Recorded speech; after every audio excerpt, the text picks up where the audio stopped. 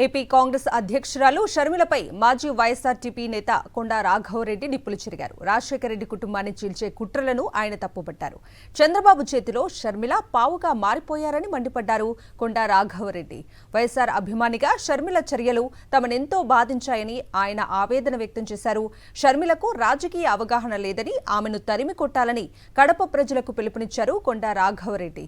ఏపీలో జగన్మోహన్ రెడ్డిని గెలిపించుకోవాల్సిన బాధ్యత ప్రతి ఒక్క వైఎస్ఆర్ అభిమానిపై ఉందన్నారు. నేను షర్మిలమ్మ గారిని అడుగుతా ఉన్నా, మురుసుపల్లి షర్మిలిగా నువ్వు ఏ ఫుట్పాత్ మీద దిగినా మాకు అభ్యంతరం లేదు. మేము రాజశేఖర రెడ్డి గారి వీర అభిమానులం.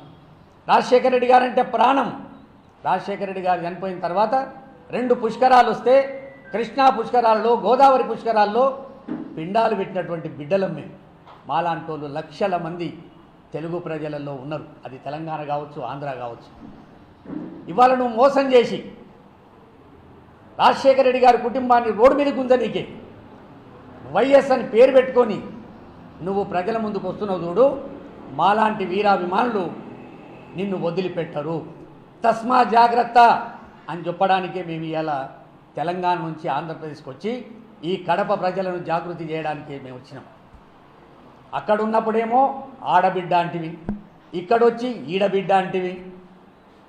దానికో సామెతలు, రక్త సంబంధం ఉన్నటువంటి రక్షాబంధం కట్టవలసినటువంటి అన్నను నువ్వు రాక్షస రూపంలో ఆయనకు స్వప్నంలోకి వస్తున్నావంటే నువ్వెంత దుర్మార్గురాలో మాకు అర్థమవుతుంది. నీ కడుపులో ఉన్న బిడ్డ, నీ కడుపులో రక్తం పంచుకున్న బిడ్డ కంటే నేను దూరమేం కాదు. నేను ఇవాళ జగన్మోహన్ రెడ్డి గారిని కాపాడుకోవాలి, ఆంధ్రప్రదేశ్ ప్రజలను కాపాడుకోవాలి. ఏం తప్పు చేసిన జగన్మోహన్ రెడ్డి గారు? నీకేమెరక? ఈడికొచ్చి చంద్రబాబు నాయుడు చెప్పినటువంటి స్క్రిప్ట్ చదవడానికి ఈడికి వచ్చినవా నువ్వు?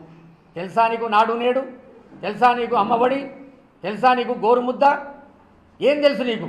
రాజశేఖర రెడ్డి గారు ఉన్నప్పుడు 850 రుగ్మతలు ఆరోగ్యశ్రీలో ఉంటే ఇవాళ 2500 రుగ్మతలను ఆరోగ్యశ్రీలో పెట్టినటువంటి మహానాయకుడు జగన్మోహన్ రెడ్డి గారు. నీది నాలుకన తాటి మట్టన? మేము అడగదలుచుకున్నాం. ఇక నిన్ను ఏ కోశాన కూడా వైఎస్ రాజశేఖర రెడ్డి గారి కూతురుగా తెలుగు ప్రజలు యాక్సెప్ట్ చేయడానికి సిద్ధంగా లేరు.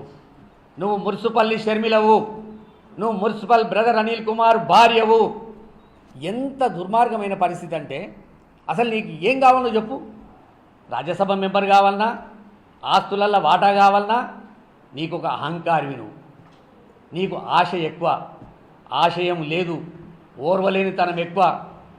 నువ్వు రాజకీయాలకు పనికొస్తావా?